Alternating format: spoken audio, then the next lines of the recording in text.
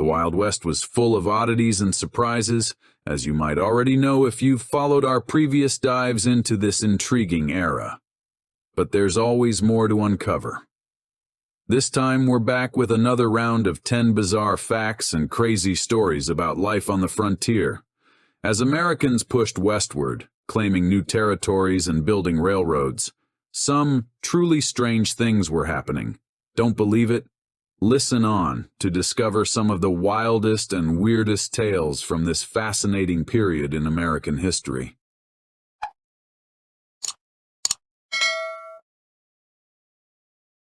The Old West had real gun control.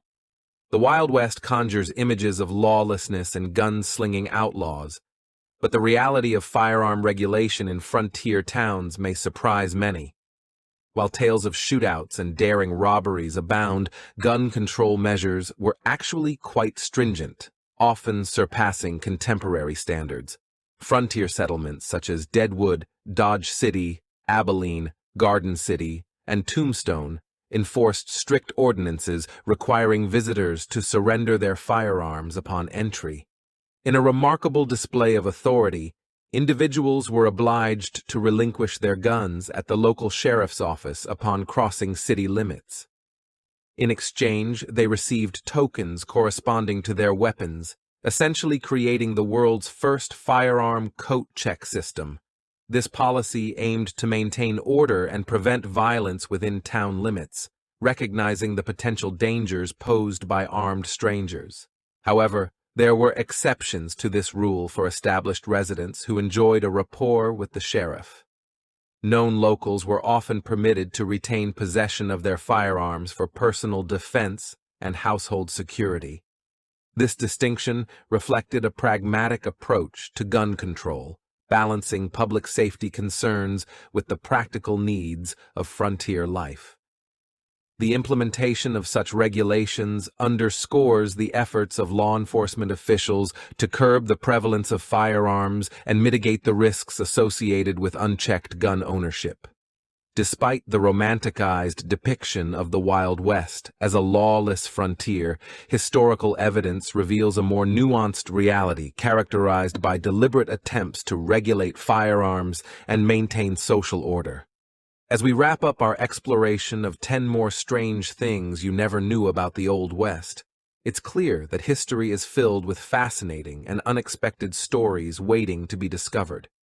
From bizarre inventions to unusual customs, the Wild West continues to captivate our imagination. Cowboy hats. The necessity of working outdoors under the relentless sun compelled pioneers to don headwear, and they seldom ventured without it. However, the iconic 10-gallon cowboy hats we envision when conjuring images of the Old West didn't emerge until the 1920s and beyond. Their rise to prominence owes much to Hollywood's romanticized portrayal of cowboys in motion pictures. Contrary to popular belief, these oversized hats were not a staple of authentic cowboy attire during the 19th century's Western expansion. Instead, genuine cowboys of the era favored a more practical headpiece known as the Boss of the Plains, a smaller, flat-brimmed hat crafted by menswear designer John Stetson. Inspired by the shortcomings of earlier headwear worn by pioneers, Stetson sought to create a hat better suited to the demands of life on the frontier. Traditional headwear, whether made of straw, silk, fur, or wool, proved inadequate, offering little protection from the elements and often becoming waterlogged in inclement weather. The Boss of the Plains addressed these shortcomings admirably. Constructed from nutria fur, it boasted a deep crown and a compact, flat brim designed to shield the wearer from the sun and shed rainwater efficiently. Its waterproof qualities made it indispensable for cowboys traversing rugged terrain where access to clean water was often scarce. Moreover, the hat's versatility extended beyond mere protection, as its brim could be inverted to serve as an improvised water vessel for parched horses, a vital feature for those navigating arduous trails. Despite its practicality, Stetson's innovative creation came at a price. Retailing for around $5 at most dry goods stores of the time, equivalent to over $75 in today's currency, the boss of the plains was a substantial investment for individuals earning modest incomes from grueling labor. Nevertheless, its durability and effectiveness justified the expense, making it a worthwhile purchase for those seeking respite from the harsh elements of the frontier. The first film Cowboy. If you're familiar with the history of early Western cinema, the name Bronco Billy Anderson likely rings a bell. He gained fame as a cowboy starring in the 1903 silent film The Great Train Robbery. However, the reality of Anderson's life off-screen differed significantly from the persona he portrayed as America's first cowboy star of the motion picture era. Born Maxwell Henry Aronson in 1880, Anderson hailed from Arkansas, the son of a traveling salesman who traversed the Ozarks peddling goods to local families and dry goods stores. Despite his upbringing, Maxwell harbored aspirations beyond the confines of his hometown. At a young age, he departed for New York City, seeking opportunities in the burgeoning film industry.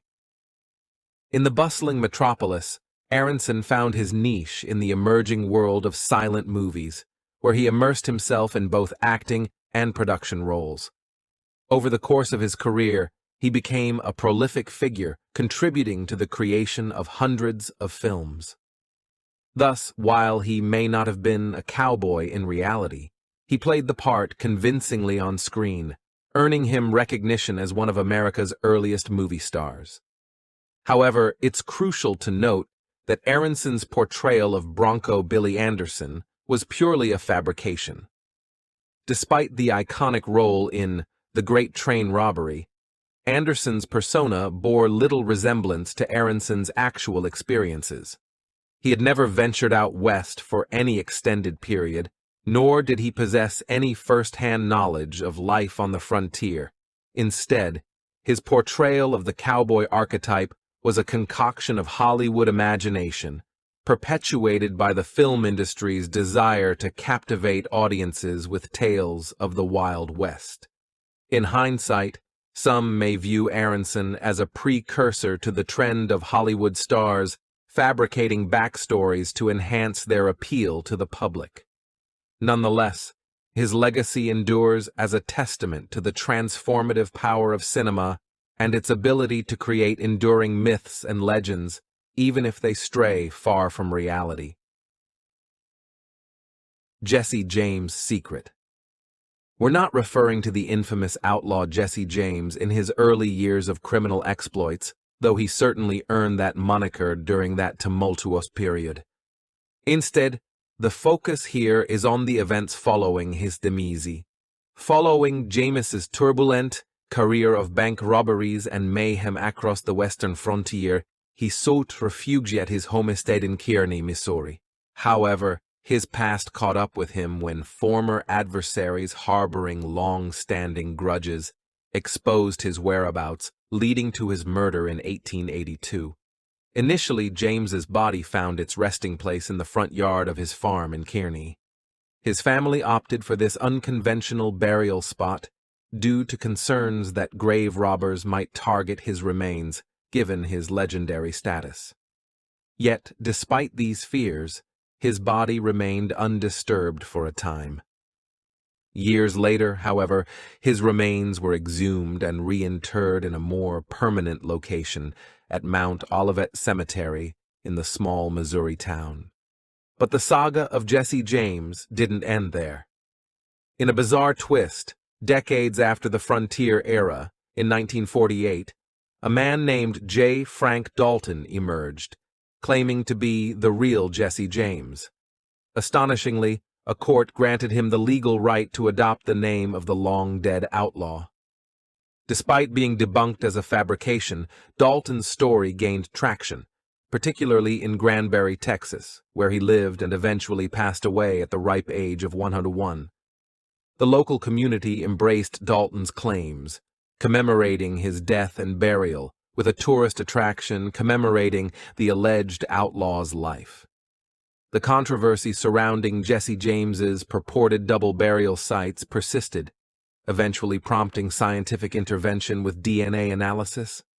Subsequent testing on the remains in Carenay confirmed, through mitochondrial samples, their authenticity as belonging to the real Jesse James, debunking Dalton's claims once and for all.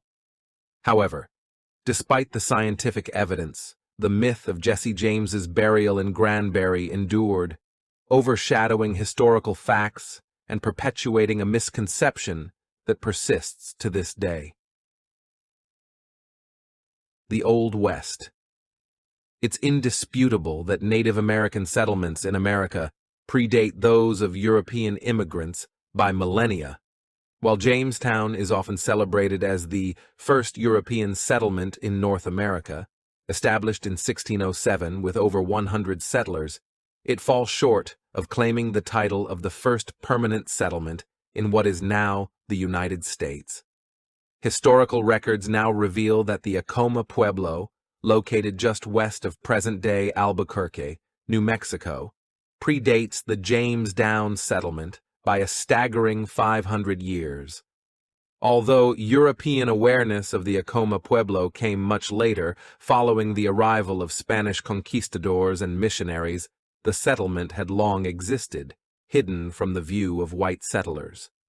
The Acoma Pueblo, known to its inhabitants as Sky City, thrived as a bustling community with a permanent population of approximately 5,000 individuals. Perched atop a towering 300-foot mesa, the settlement boasted natural fortifications, enhancing its defensive capabilities and solidifying its status as a cultural hub. Indigenous groups from far and wide journeyed to Sky City to engage in trade and interaction with the influential Acoma people. Today, the site of the Acoma Pueblo endures as a testament to its rich history and cultural significance, serving as a vital cultural center and historic heritage complex. Visitors have the opportunity to explore and learn about the earliest settled civilization within the boundaries of present-day America. It's worth noting that the Acoma Pueblo's history predates not only the era of the Old West, but also any other recorded settlement within the United States, underscoring its profound significance in American history. The gunfight was surprisingly brief.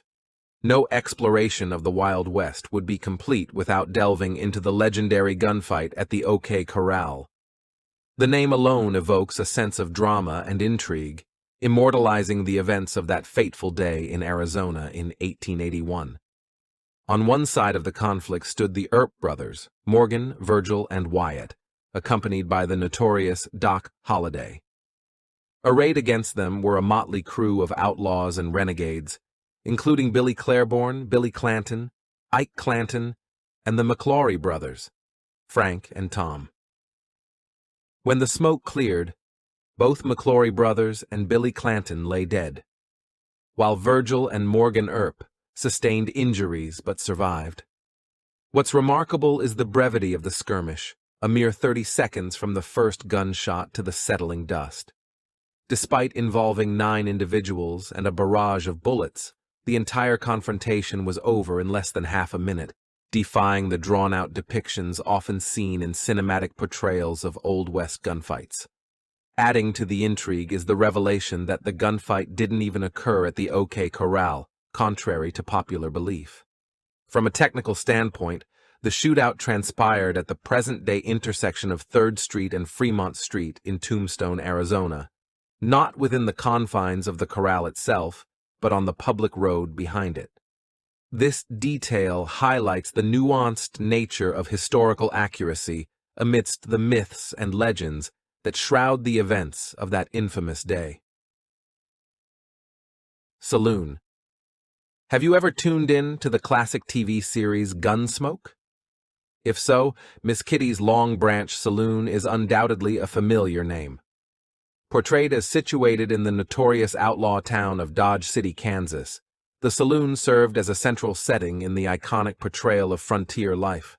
Surprisingly, the saloon was not just a creation of television fiction, it had a real-life counterpart that existed in Dodge City. Miss Kitty's Long Branch Saloon was indeed a tangible establishment where locals and travelers alike could indulge in a drink or two.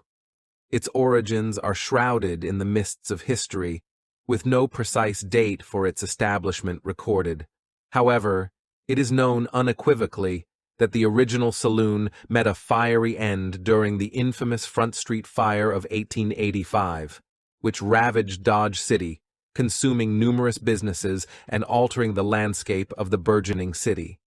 Despite the devastation wrought by the fire, the spirit of Miss Kitty's Long Branch Saloon endured, albeit in a different form.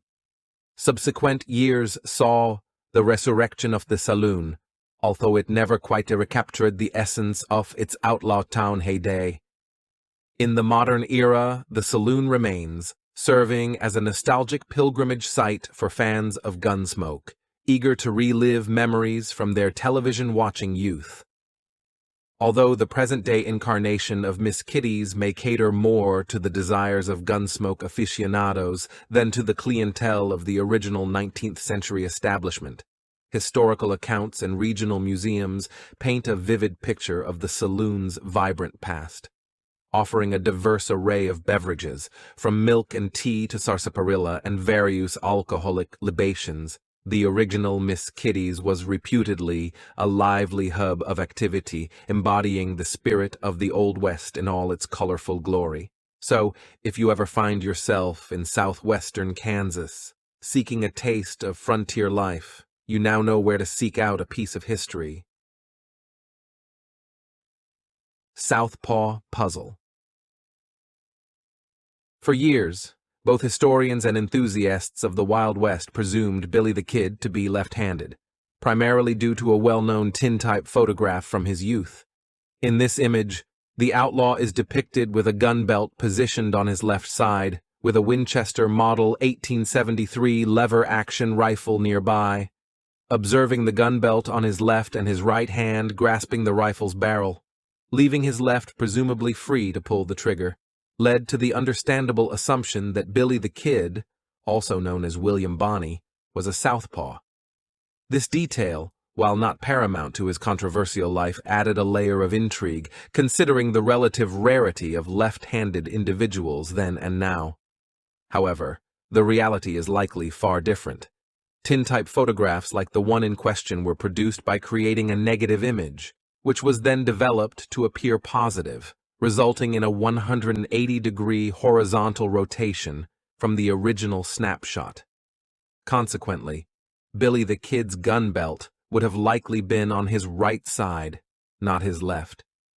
Additionally, the rifle he holds would have been oriented for use with his right hand, not his left. Furthermore, the specific model of Winchester rifle featured in the photograph includes a loading gate positioned on the right side, although it appears to be on the left in the picture due to the tintype's reversal. In truth, Winchester exclusively manufactured right-facing loading gates for the 1873 lever-action rifle, catering to right-handed individuals. While it remains plausible that Billy the Kid was left-handed but adapted to the prevalence of right-handed firearms in Old West society, the photograph often cited as evidence of his left-handedness is not as straightforward as initially presumed. This nuanced analysis sheds light on the complexities of interpreting historical imagery and the need for careful consideration when drawing conclusions about figures from the past. Gold Rush. It's quite tempting to credit the frontier with pioneering the gold rush phenomenon, especially considering the prominence of the 1848-1849 California gold rush in Old West lore. James Marshall's discovery of gold at Sutter's Mill in Northern California ignited a frenzy that drew people from across the globe to seek their fortunes in the region. Other Western gold rushes, like the one in Colorado during the latter half of the 19th century, and the renowned Comstocklode, Silver Rush in Nevada, further solidified the mythos of the Wild West. However, preceding these Western rushes were earlier gold rushes in the eastern United States that were equally significant in their time. The first major American gold rush occurred in Cabarrus County, North Carolina, as early as 1799. A chance discovery by a young boy named Conrad Reed on his family's farm, northeast of present-day Charlotte, led to the unearthing of a sizable gold nugget, initially used as a humble doorstop before its true value was recognized by a visiting jeweler. This discovery sparked a rush as the Reed family and others frantically mined the region for gold, attracting fortune seekers from far and wide. 2 decades later, another substantial gold rush unfolded in northern Georgia, just a few hundred miles from the Reed family farm. This rush, too, drew prospectors from various corners, resulting in clashes with Native American tribes and internal conflicts as individuals vied for access to valuable mineral deposits. These earlier rushes underscore the fact that the frontier was not the sole stage for gold rush fervor in the United States.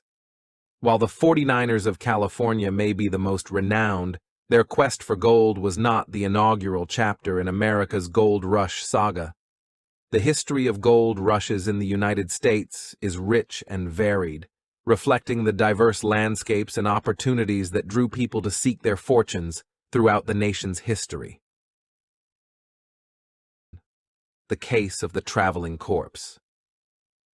Elmer McCurdy, an aspiring outlaw, attempted a heist on a passenger train in Oklahoma in 1911. Believing it carried a substantial sum for local banks, McCurdy hoped for a lucrative score. However, his plans were foiled when he discovered the train lacked the expected bank funds, leaving him with a mere $46 from the robbery.